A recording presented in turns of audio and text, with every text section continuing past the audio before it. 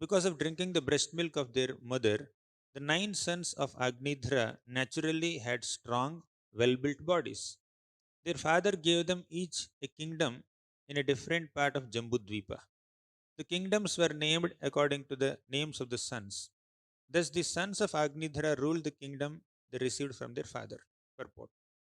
The Acharyas specifically mentioned that in this verse the word Matuhu Anugrahat, by the mercy of their mother, refers to the breast milk of their mother. In India, it is a common belief that if a baby is fed his mother's milk for at least 6 months, his body will be very strong. Besides that, it is mentioned herein that all the sons of Agnidhara were endowed with the nature of their mother. Bhagavad Gita also declares, Strishu dushtasu varshneya jayate varnasankaraha. When women are polluted, varnasankara, unqualified children are generated. And when the varnasankara population increases, the entire world becomes hellish. Therefore, according to Manu Samhita, a woman needs a great deal of protection in order to remain pure and chaste so that her children can be fully engaged for the benefit of human society.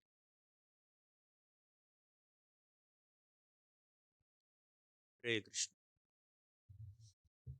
I offer my humble obeisances to all the devotees assembled here at iskcon bits. Today we are discussing from the second chapter of the fifth canto, where Sukadeva Goswami said that Agnidhara's wife Purvachitti, she gave birth to 9 sons. And by drinking her breast milk, all these 9 sons became very powerful, very strong. And the Sanskrit used here is Matuhu Anugrahat, by the Anugraha or mercy of the mother. What's mother's mercy? Mother's mercy is the breast milk. That's what Prabhupada writes here. Matuhu Anugrahat specifically refers to the milk of the mother. So by drinking the milk of mother, these boys became very powerful, very strong, of course, very cultured, and they started ruling the 9 varshas of Jambudvipa.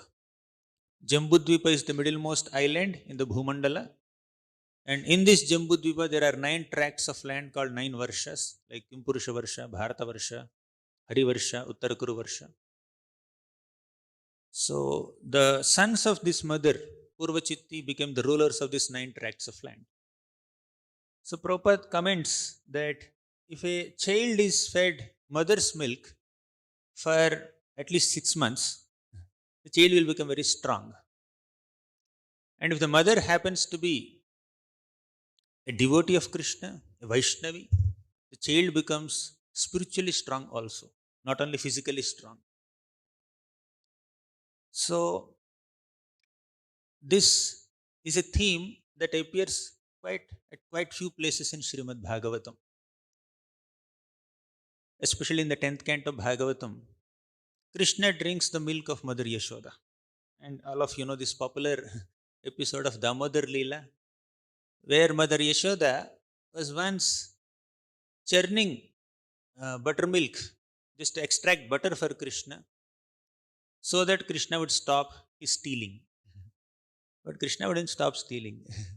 Mother Yashoda was thinking that maybe the butter that I am providing in my home is not sufficiently tasty for Krishna. Therefore, he is looking for the taste outside my home, going to neighbors' houses, stealing butter, drinking their milk, and all these gopis are coming with so many complaints against Krishna. Every day I have to just pacify them, console them, uh, and scold Krishna. Let me stop all this. Let me provide good quality butter to Krishna in my home. So, with that intention, Yashoda Mata got up early in the morning on Diwali day. Although she had hundreds of maid servants, she personally started churning butter for Krishna in the Brahma Muhurta, early in the morning. Ekada grahadasishu yashodanandagehini karmantara niyuktasu nirmamantha swayam dadhi. Nirmamantha swayam dadhi. She is personally churning yogurt to produce butter for Krishna. At that time, her attire is very beautifully described by Sukadeva Goswami. And specifically, it is mentioned, Prabhupada writes in that purport, that one who wants to develop Vatsalya affection for Krishna, a sadhaka who is aspiring to develop that Vatsalya bhava, must meditate on the features of Mother Yashoda.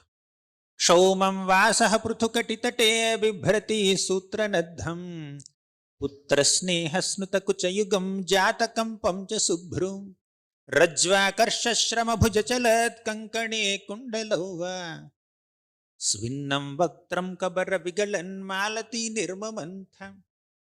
As Mother Yashoda is churning butter for Krishna while wearing a beautiful saffronish yellow sari and pulling the rope while churning, her bangles were moving, her body was shaking, her breasts were moving, and she was having uh, uh, hair standing on her end.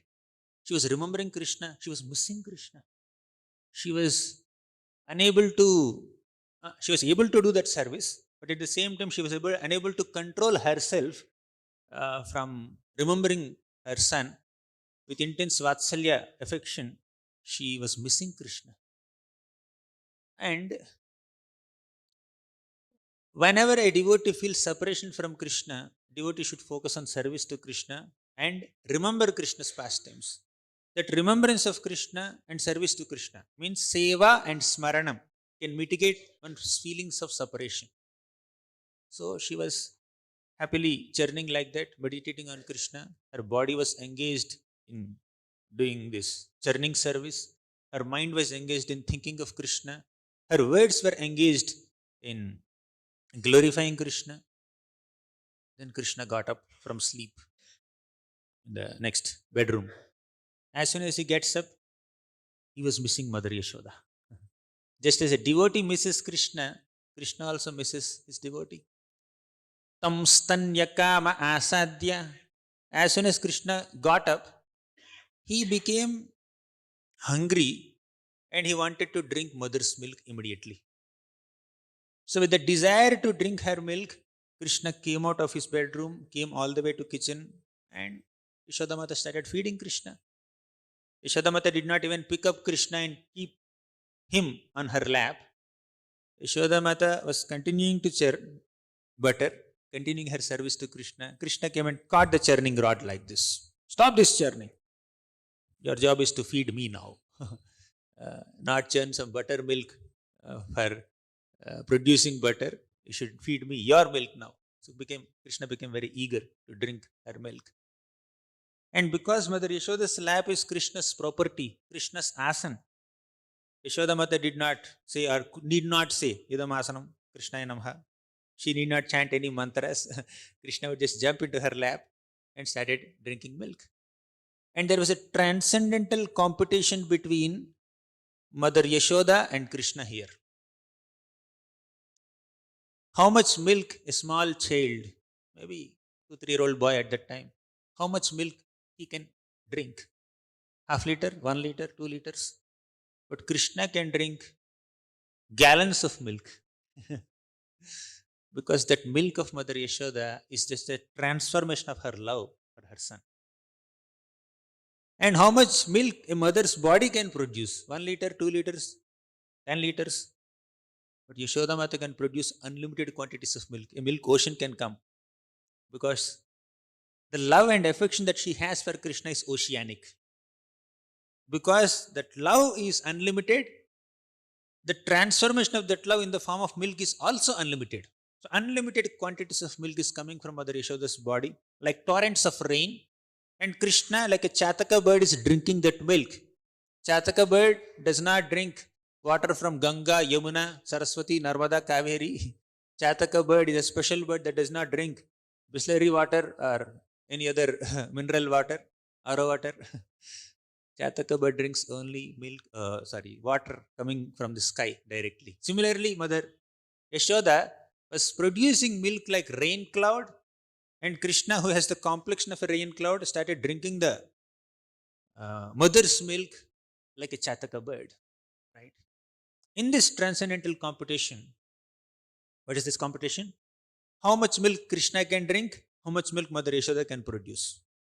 We just discussed both have unlimited capacity. Krishna has unlimited capacity to drink milk, and Yashoda Mata has unlimited capacity to produce milk.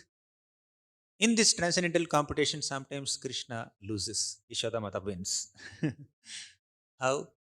As Krishna is drinking Mother Yashoda's milk with so much of hunger, thirst, and eagerness, sometimes some rivulets of milk, some drops of milk just come out of his mouth, and on his bluish cheeks, these drops of milk appear like pearls. So, white pearl and a blue background appears very bright. It's like that. Means Yashoda Mata was able to produce more milk than Krishna could drink. So, sometimes when devotees love Krishna, especially Vrajavasis, shower their love on Krishna, Krishna feels little overwhelmed. In the case of the gopis, Krishna said, Naparayeham niravadya samyujam. I don't have the ability to sufficiently reciprocate with your love and affection. Oh, gopis, may you be satisfied with your own service attitude. I don't have the ability to reciprocate with you. Although I said confidently in the Bhagavad Gita, Ye yathamam prapadyante tamstathaiva bhajamyaham. The way you approach me, I will reciprocate with you. Krishna said in Gita, but in Vrindavan, Krishna fails to implement this. Ye thamam prapadyante tamstataiva bhajamyaham. I can't sufficiently reciprocate with the extent of service that these Vrajavasis are doing. And here is Mother Yashoda doing her motherly service to Krishna, and Krishna is able to accept all of it, but sometimes it's getting overwhelming. She has more love than I can experience or reciprocate with. She has more milk than I can drink. That is Krishna's condition. Okay. Jai Shri Radha Madan Mohan Dev ki jai. So Mother Yashoda feeds. Not only Mother Yashoda. In Vrindavan, Mother Rohini also feeds her milk to Krishna. Sometimes Yashoda Mata gives her breast milk to Balaram, and Rohini Mata gives her milk to Krishna. Right? See, these two mothers take care of two babies, both babies. Right? So Krishna drinks Rohini Mata's milk also. Not just that, Yashoda Mata has so many friends, the elder gopis. All these gopis also were very enthusiastic to give their milk to Krishna. So Krishna not only has the capacity to drink the unlimited quantity of milk from Mother Yashoda's body, he has unlimited appetite to reciprocate with the motherly affection of all the motherly gopis in Vrindavan, and he expands himself into unlimited forms of gopas, and he starts drinking the milk of all these motherly gopis in Vrindavan. Right? So this is Krishna. And not just 6 months. Prabhupada writes, if a baby drinks mother's breast milk for about 6 months, he becomes very strong. So Krishna would drink even after 6 months also, 1 year also, 2 years also probably. And now this milk of a mother is a symbol of her motherly affection. Milk of a woman is a symbol of her motherly affection. So it's not that, like when Prabhupada is writing about breast milk and all that, it's not a symbol of enjoyment or sense gratification or material form. So the breast is the symbol of motherhood, right? So that nourishes the child. And there are people who glance at this woman lustily. And Prabhupada also writes later that may lead to varnashankara karakaihi. Strishu drishtasu varshneya jayate varnashankaraihi. Right? So there are some people, some men who lust after women seeing the form, external form. But that form which might induce lust in lusty people, lusty men, is actually the form of a mother. Right? It's the form of a mother, and it's a representative of motherhood, and thus, therefore, they must be protected. That's what Prabhupada writes at the end of the purport. According to Manu Samhita, woman needs a great deal of protection in order to remain pure and chaste, so that her children can be fully engaged for the benefit of human society. Right?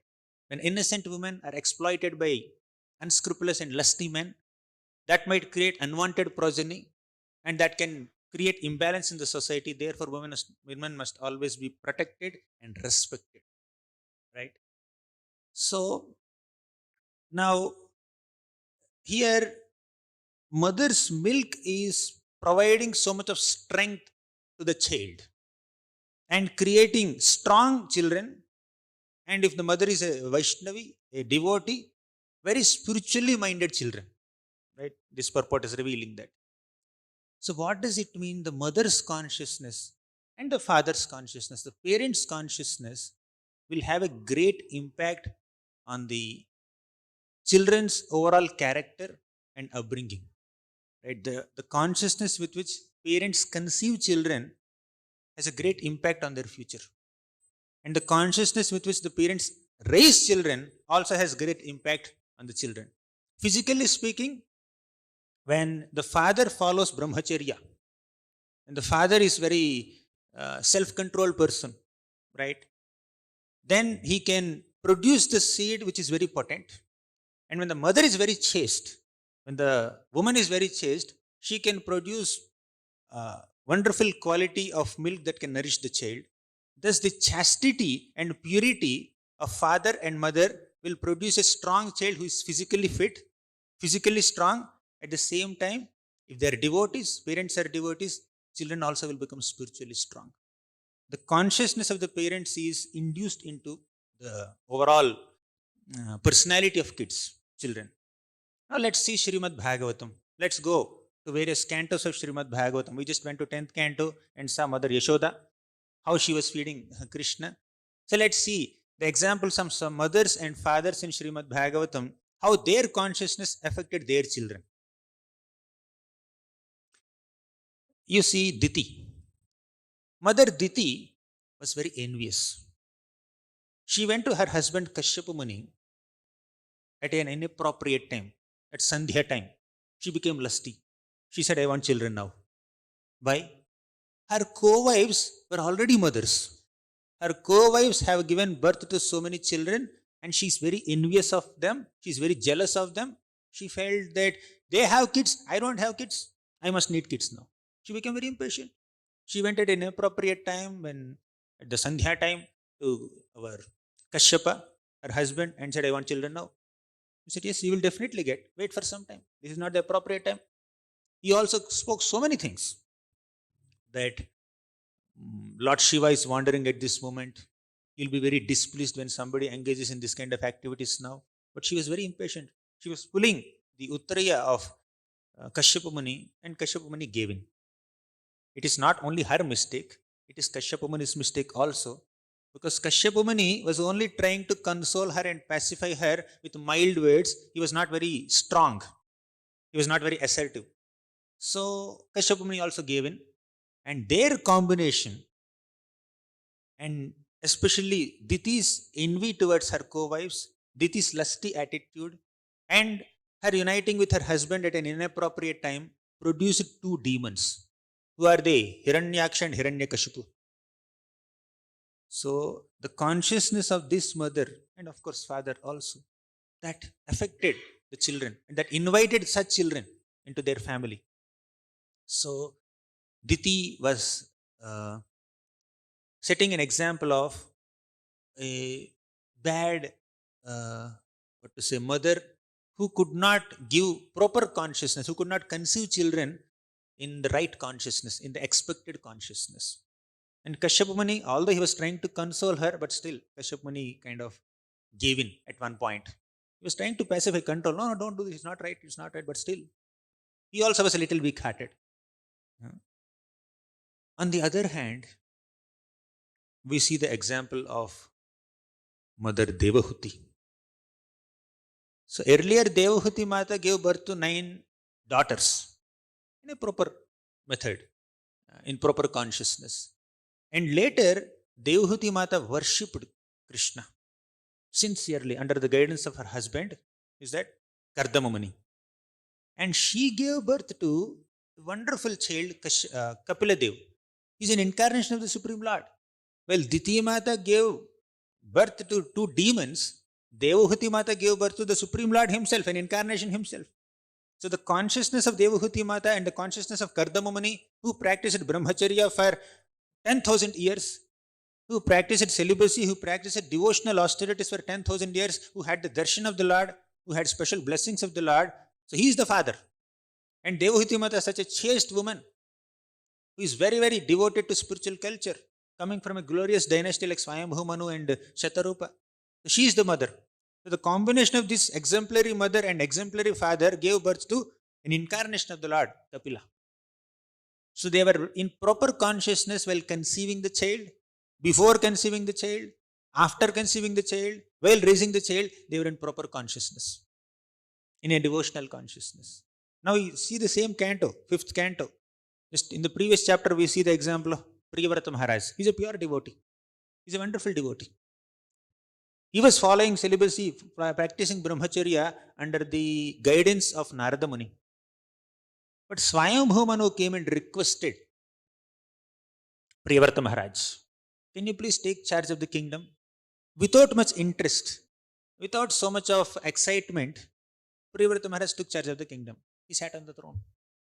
He married also, Barhishmati.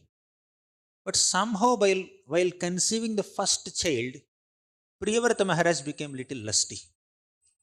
And because Priyavrata Maharaj was lusty before conceiving the child, his first child, Agnidhra, became Pitraloka Kama. Not Goloka Kama, not Vaikuntha Loka Kama. He became Pitraloka Kama. He became desirous of entering Pitraloka. He is a pure devotee. He should be desiring to enter the spiritual planets of Krishna. And he wanted to marry a girl, this is Porochiti, who can produce a child, who can send him to Pitraloka. That is his intention. Why did Priyavrata Maharaj attract such a personality, Agnidhra, into his family? Agnidhra is also devotee, but the point here is, because Priyavrata Maharaj became little lusty, there is some kind of glitch in the mentality of this Agnidhra, right? Where he became Pitraloka Kama, not like pure devotee aspirations. So, when the parents are prayerful, when the parents are sincere in their practice of spiritual life, bhakti, when they are chanting, when they are praying, when they are remembering Krishna, and thus in that consciousness, when they give birth to a child, and then after the birth of the child, they raise the child in a proper conscious way, inculcating good character in them, then that will create great progeny, and that will help the entire humanity. As Prabhupada says, these children can be fully engaged in the benefit of human society. So, the responsibility of parents is to create benefit for the entire human society, right? So, producing children is not an activity of sense enjoyment, sense gratification. It's a service. It's a great service where a conditioned soul is brought into a human body and is given another opportunity to practice Krishna consciousness, to practice spiritual life and bhakti yoga, and go back to Godhead. Right? So every birth of a human child through the medium of parents is a wonderful service done by the parents to give an opportunity to a conditioned soul who is still rotting in this material existence to enter a human body and raise in Krishna consciousness, and then benefit oneself spiritually and go back to Godhead, and if possible take 10 other people, 20 other people, 1,000 other people also back to Godhead. Right? So that is the service. Since gratification element may be there, that is secondary. If that becomes primary and service goes on the secondary plane, it's very it creates a precarious condition in the human society. So we have seen the example of Diti and Devahuti and also Priyavrata Maharaj. Let us see the example of another mother in the 4th canto of Srimad Bhagavatam. Her name is Suniti. Suniti was the wife of Uttanapad. Uttanapada Maharaj had 2 wives, Suniti and Suruchi. See the names, Niti and Ruchi. Niti means morality. Suniti represents that morality, virtue, values, principles, goodness, righteousness. That is Suniti. Ruchi means taste. very tasty. Everything that is tasty for your tongue may not be healthy for your body, right? So doctor will say, don't eat this food. It could be fried food, it could be something else, spicy food. Doctor says, don't eat this food. That is morality, that is niti. But the tongue says, I want ruchi. I want ruchi. I don't want this niti. So the patient will ignore the niti spoken by the doctor and takes to ruchi, tasty food, spicy food or whatever it is. Similarly, Uttanapad, representing that nature of a conditioned soul, is a great devotee, no doubt. All these great devotees have love for Krishna, but somehow some of them had some little shortcomings. And Bhagavatam highlights those shortcomings very clearly. Even if you're an exalted devotee and emperor, also, there is a possibility of you becoming a victim of such bad qualities, anarthas. Be very careful. So Uttanapad Maharaj is representing that conditioned soul who is more inclined to Ruchi than Niti.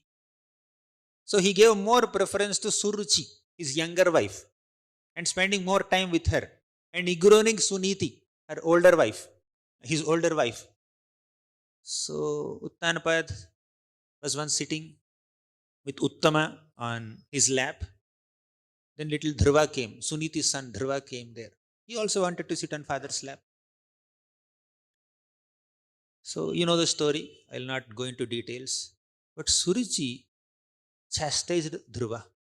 Although you are also the son of this king, you have no qualification to sit on his lap or his throne because you are not my son. You are someone else's son. Being a small child, you can't understand the difference between Suruchi and Suniti, your mother and your stepmother.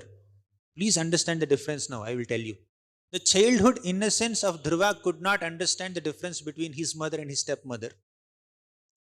But the adulthood arrogance of Suruchi pointed out the difference to Dhruva. She said, I am the favorite queen of your father, and your mother is not the favorite queen. So, only the child of the favorite queen will sit on father's lap, not you. Out. And while Suruchi is speaking so harshly towards this little child, Uttanapad, who had the responsibility and authority to control her and support this child, he did not speak a single word. He did not speak a single word. He's silent. That pained Dhruva's heart even more. Then Dhruva ran, hissing like a snake with anger and disappointment, discouragement. He ran towards his mother. And this noble mother, Suruchi, said, what to do, my dear child? You are born of an unfortunate mother and you are raised by drinking the milk of an unfortunate mother like me, who is neglected by her husband. And what else you expect? Nevertheless, don't desire harm for those who have harmed you. First advice she gave. Davagnina davalateva bala. Although Mother Suniti's heart and Mother Suniti's entire body is burning as if she were a leaf in forest fire because of the insult done by her co-wife and also her husband, still she was able to control her emotions, regulate her mind, regulate her uh, emotions, and give good training to this little child. My dear child, even if somebody has harmed you, you don't have to contemplate harm for that person. You need not harm that person. You should not even think that Suruchi should get this or get that reaction because of insulting you. Don't desire harm for her. Please understand that whenever we are insulted, whenever we face some difficulty, it is only because of our past misdeeds. It's a reaction to our own past mistakes that we are experiencing this. Take it as your karma. Don't hate anybody. And whatever desire you may have, please take shelter of Krishna. Please take shelter of Krishna.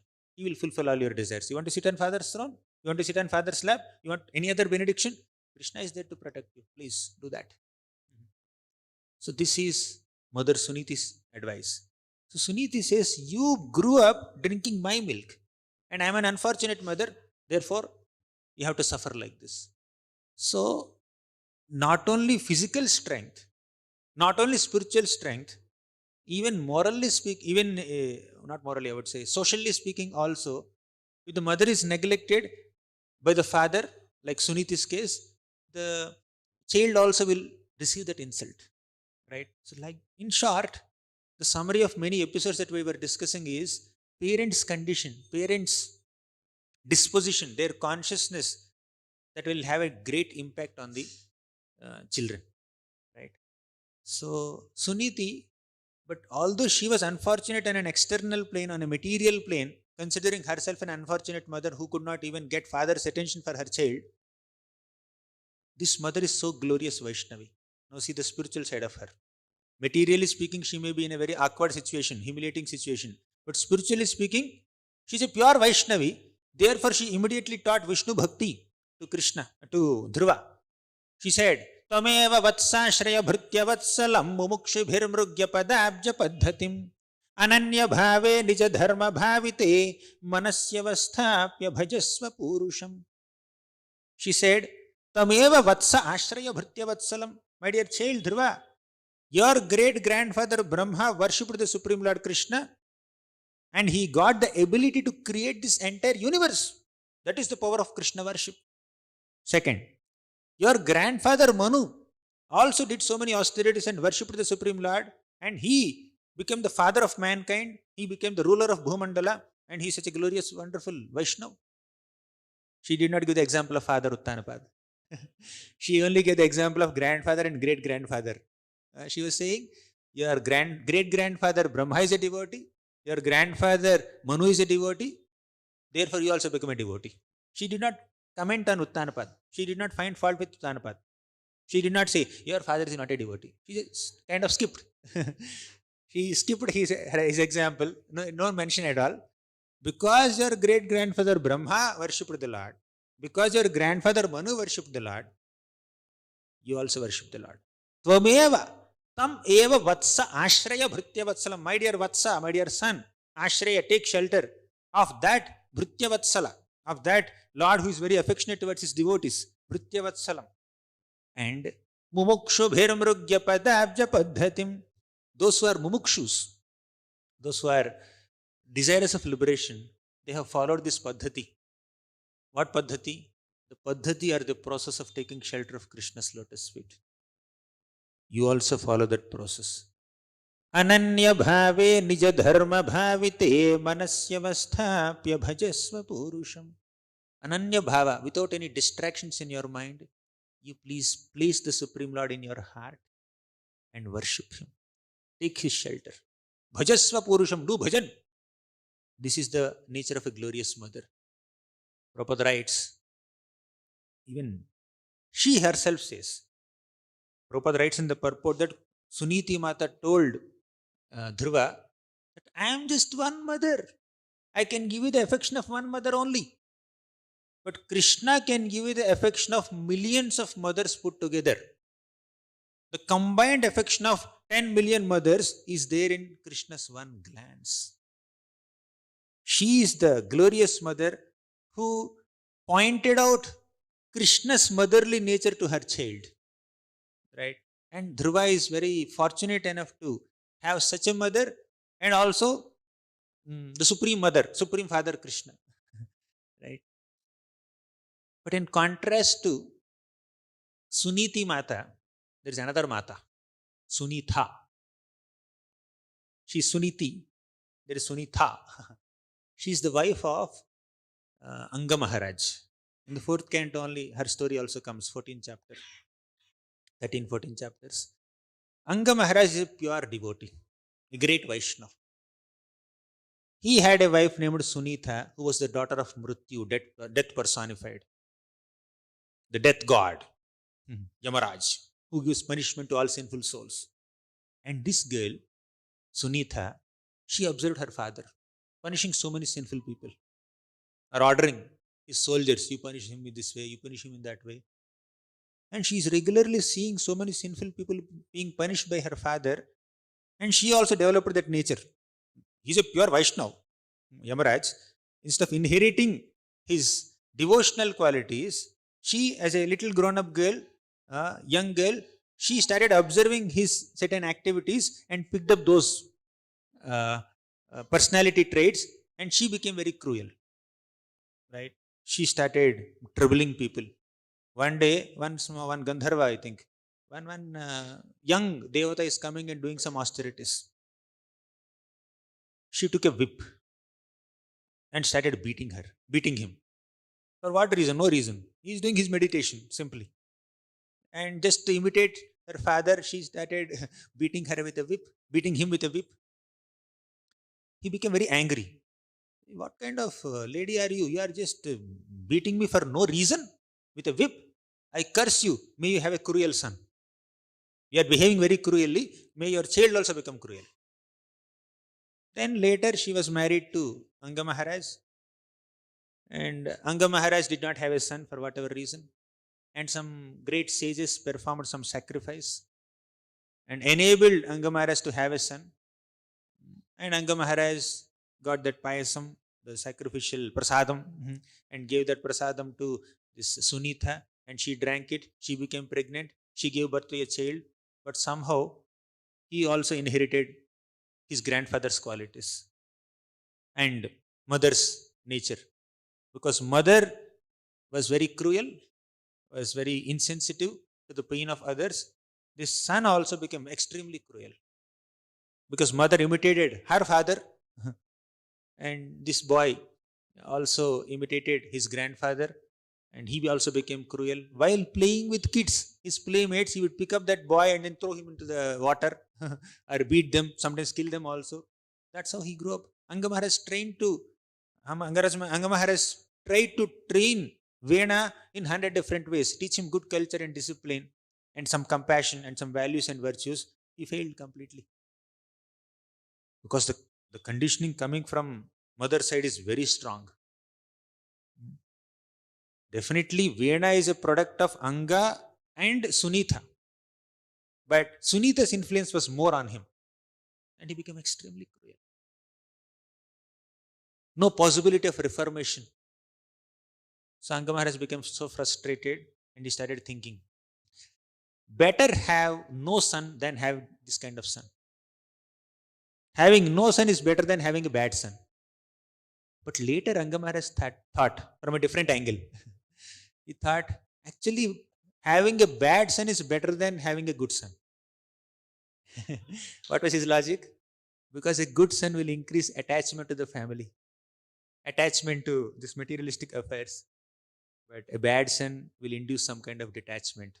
My great son, Vena, made me completely detached from this kingdom life and all. All thanks to Vena, and he retired from the kingdom. He left, took shelter of the Lord. Right? His attempt was good. He wanted to give a proper successor to the child, a successor to the kingdom, and train him nicely as a good king and a good devotee. But somehow he failed in that attempt. But good. Even that failed attempt induced some feeling of detachment and increased his devotion, intensified his devotion, and he went back to Godhead happily. Right? From a material perspective, you may say, oh, he neglected the kingdom. But from a spiritual perspective, he entered the spiritual kingdom. Therefore, it's not a failure. So this is about Sunitha, whose character had an influence on her son Vena. Now, if you see several examples of Srimad Bhagavatam, the way parents conceived the children and the way parents raised their children formed their character. And of course, parents have an influence on the children to some degree while conceiving the children and while raising the children. But when they're little grown up, they have their own activities. Their karma will become very active, right? When the possibility of molding the kids, training the kids just goes away. when when they're little plants, there is a possibility of training. When they become trees, no more training. Difficult to train. All their past karma will become more active. All the hundreds and thousands of material impressions that they are carrying from so many lifetimes will become and more active. And on top of it, the training is very weak. If the culture given to them and samskaras given to them are very weak, and if the way they are conceived and raised also is not much up to the mark, then children will become like this. So, uh, it is a recommendation from the scriptures that parents conceive the child in a Krishna conscious way and raise the child in a Krishna conscious way and thus perfect their own lives. And by doing this service to one soul and trying to bring that one soul or two souls, their children, closer to Krishna consciousness, Krishna's lotus feet, they themselves will also attain great spiritual advancement and they will become an object of Krishna's mercy. Right? We have the example of Nabhi Maharaj and Meru Devi in the fifth canto of Bhagavatam. In the next chapter, they come. We are reading second chapter. In the third chapter, there is a great couple, Nabhi Maharaj and Meru Devi. Nabhi Maharaj wanted a child as good as the Supreme Lord. He appointed some Vaishnava priests. They conducted a great sacrifice to please Lord Vishnu, and their expectation is, may Lord Vishnu bestow Nabhi Maharaj with a son who is as good as Lord Vishnu. So they conducted the sacrifice, and Lord Vishnu appeared in the sacrifice. And the priests offered such beautiful prayers to Lord Vishnu and said, "Oh Nabhi Maharaj, oh Vishnu,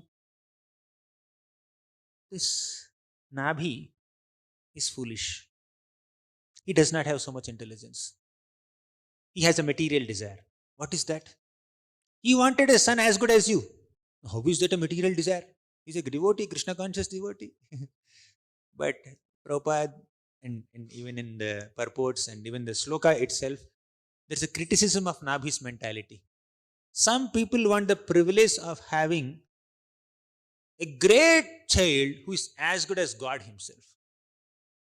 I am the father of God, or I am father of someone who is as good as God. So they want that privilege, they want that prestige, they want that happiness of being a fathering or mothering a great personality.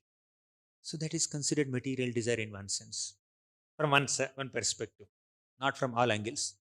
Prabhupada even says, instead of doing some austerities and trying to bring the Supreme Lord from the spiritual world to the material world, you perform Bhakti Yoga and go from the material world to spiritual world.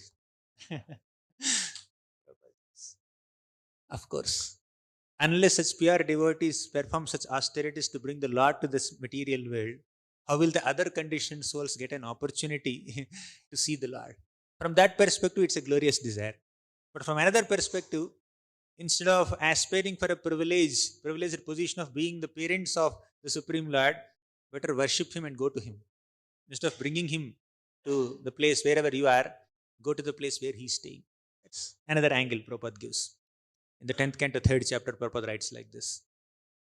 So, coming back to Nabhi Maharaj's example, Nabhi Maharaj wanted that privilege of being the father of the Supreme Lord or a son who is as good as the Supreme Lord. You know what Lord Vishnu said? There is no one as good as me. Therefore, I will only become his son. So, Lord Vishnu appeared as Rishabhadev, the son of Nabhi and Meru Devi. Although initially Nabhi Maharaj's desire to have a son as good as the Supreme Lord is criticized, ultimately it is glorified also. Nabhi Maharaj pleased the Brahmanas so much, he served the Vaishnavas so much, that they brought the Supreme Lord Vishnu from Vaikuntha and showed him Vishnu's form to Nabhi Maharaj, and that Vishnu became his son because he is a devotee.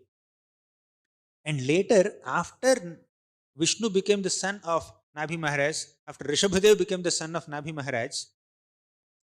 Maharaj became a Vatsalya Bhakta. He developed Vatsalya feelings for the Lord. He became a pure devotee in Vatsalya Bhava, and he went back to Godhead. Even Meru Devi also. She developed Vatsalya, motherly affection towards the Supreme Lord, and they went to the spiritual abode. So, any desire in connection with the Supreme Lord will uplift one's consciousness eventually. Even if it seems like a substandard or not so ideal desire, but no problem. It is in connection with the Lord, eventually purification takes place. But if one is having desires, either to have children or whatever, disconnected from the Lord, then all these reactions, actions and reactions, sinful actions and pious reactions, one has to undergo. Now, let me recollect the example of another father who could not train his daughter properly, who could not give proper culture and give good counsel to his daughter. That father is Shukracharya, the guru of all the demons. The Shukracharya had a beautiful daughter named Devayani. And at that time, the ruling demon king was Vrishaparva. He also had a very beautiful daughter named Sharmishta.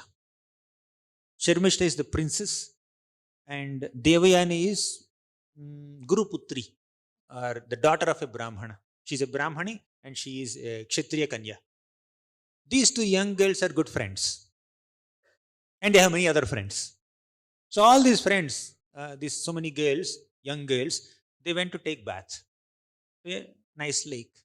And they left the clothing on the bank. They entered the lake. They were taking bath happily. Meanwhile, Lord Shiva was passing by there. All these girls became conscious. Oh my God, we are taking bath in Swat reservoir. Of course, openly taking bath there in the Vedic culture was appropriate because there were some bathing ghats or bathing places or bathing lakes separately meant for women. No man will go there. Right? Men will take bath somewhere else, women will take bath somewhere else, and any cultured man would not go there. Right? Who knows etiquette? So they are safe and protected. So they are taking bath there, and Lord Shiva happened to pass by, and they became a bit conscious, and they started covering their bodies with their clothes. They came out by mistake. Sharmishta took the clothes of Devayani, Brahmana clothes of Devayani, and then wore. And Devayani became very upset. How dare you touch my clothes? I'm a Brahmana, right? I'm the daughter of a Brahmana. She did not stop there. It's not that she became a little irritated or upset because her clothes are taken by someone. She exhibited her false ego, her superiority complex. So far, they were friends with each other, but all their friendship is based on pampering of each other's egos. I'll come to this point after 2 minutes. Let me complete what Devayani said to Sharmishta. We are Brahmanas and you are Kshatriyas. We are superior and you are inferior. Your father, Vrishaparva, comes and falls at the feet of my father every day, offers obeisances. Because of my father Shukracharya's blessings, you are flourishing. Your prosperity is dependent on our blessings. Now, it's a simple quarrel between two girls about dress, but it became a quarrel between the Kshatriya community and Brahmana community completely. Why did they bring their fathers into picture? Why did they bring their Varnas into picture? And Devayani is exhibiting her superiority complex. Till now, Sharmishta did not scratch that side of Devayani, therefore they are friends. But as soon as Sharmishta, by mistake, not intentionally, touched her cloth, immediately Devayani showed her superiority complex. We are superior, we are inferior. How dare you touch my clothes? I'm very pure. So, Sharmishta is no less. Sharmishta also spoke something. She said that your father is a beggar. Right? My father donates your father. You Brahmanas, you don't have sufficient food or wealth.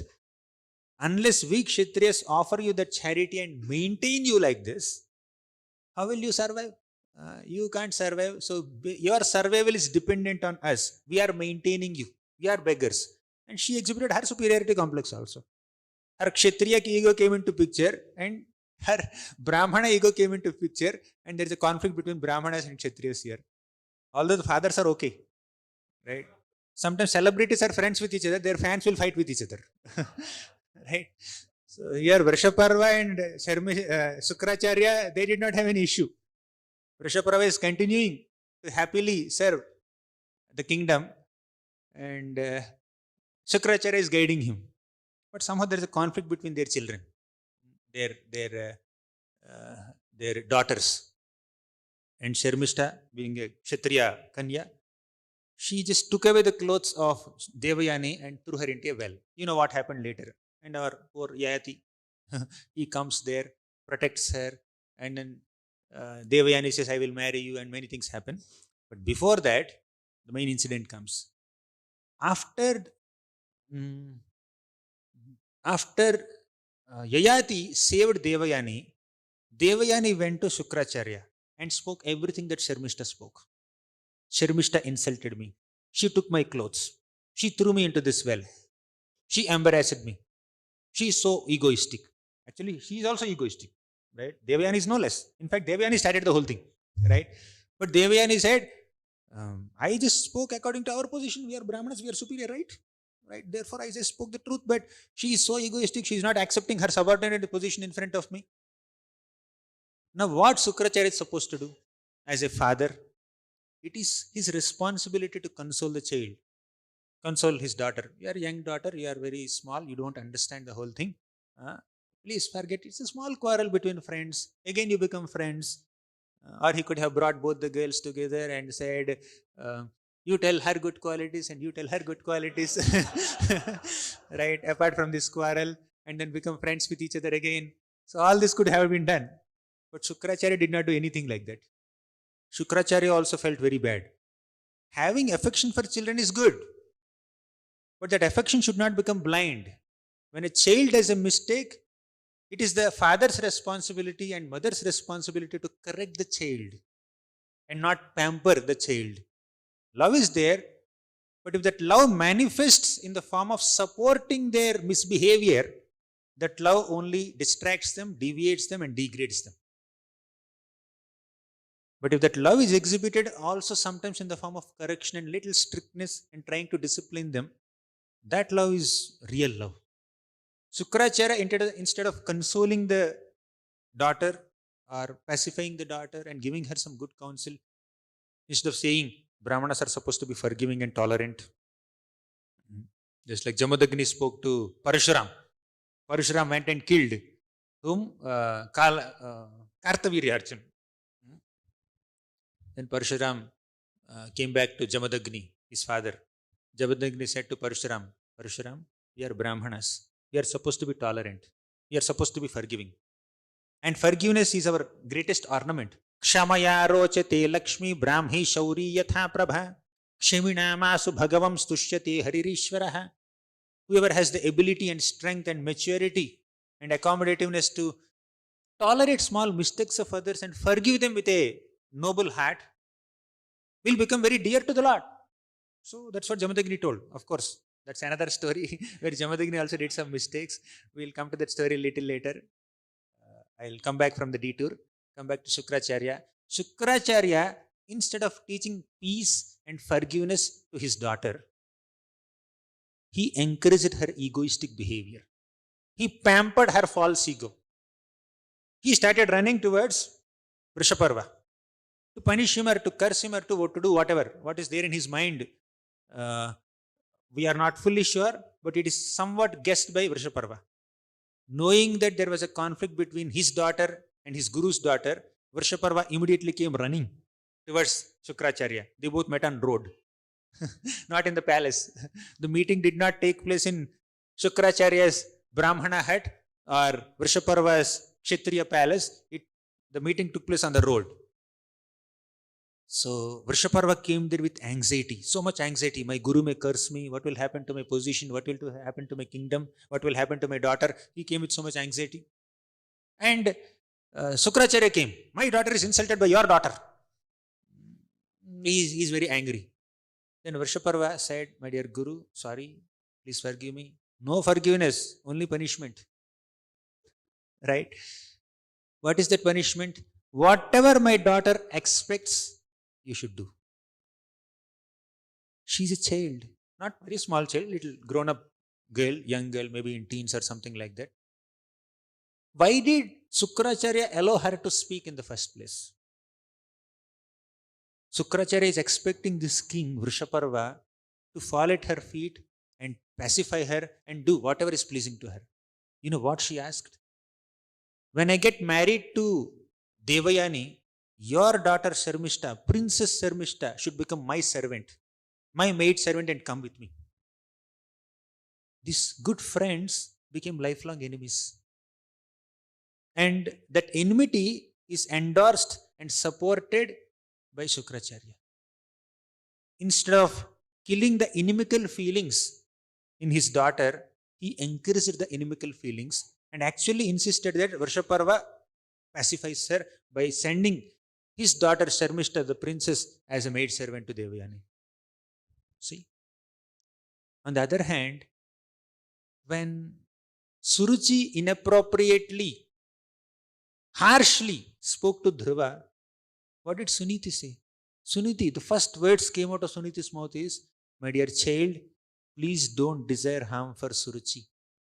Even if she had insulted you, you should not desire anything inauspicious for her. Second, please understand that this bitter experience you faced is because of your own past misdeed." She's not even saying that you don't desire harm for Suruchi because she insulted you. She will definitely face the problem, reaction for her misbehavior. She's not pointing out that. She's not saying that she will face the consequences of her karma. She's only saying that we are facing the consequences of our past karma. That is Vaishnavata. Instead of saying that Suruchi will experience the repercussions of her misbehavior now in future, she is saying that we are experiencing the consequences of our misbehavior in the past now. And Sukracharya is totally opposite. Right? Sukracharya says, "No, you pacify my daughter, you satisfy her." And Varshaparva is obliged to send his daughter as a maid servant. So, when uh, when children are becoming egoistic or lacking discipline or lacking devotion, parents need to guide them in the proper way instead of pampering that mentality. But there are many other constraints. It's not a parenting seminar, by the way. It's a Bhagavatam class. Whatever came to my mind in after reading this purport, it's like Agnidhara's wife Purvachitti gave her milk to all the 9 sons, and they became very strong because she is a pure lady. She is a strong lady. She's coming from the upper planets. Her strength strengthened her sons, right?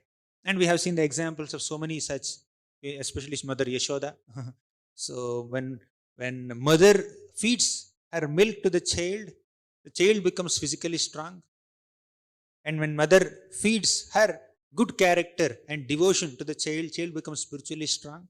Similarly, when father also gives good culture and good values and virtues and morals and principles to the child through personal example and also through teaching, then the child will grow nicely. So this is a service, right?